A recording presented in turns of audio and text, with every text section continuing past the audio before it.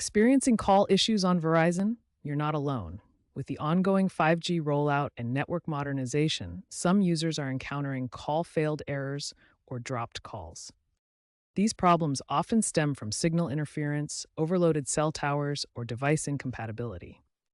A call failed error usually indicates network congestion or SIM card issues, while dropped calls may result from poor coverage or VoLTE not being enabled, especially on older devices. The good news is there are several steps you can take to troubleshoot these issues yourself before contacting support.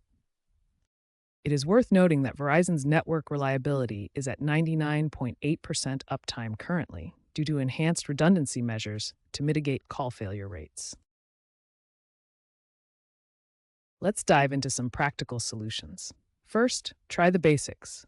Restart your phone, toggle airplane mode on and off to refresh the connection, and ensure VoLTE is enabled in your phone's settings. Next, update your carrier settings via the My Verizon app. If problems persist, reset your network settings, but be aware this will erase saved Wi-Fi passwords. For advanced troubleshooting, check your SIM card for any damage or errors. If your software is outdated, it can cause errors. One user on Reddit fixed call failed errors by updating their iPhone to iOS 18.3, which improved VoLTE compatibility. To prevent future issues, use Wi-Fi calling in areas with poor cellular coverage.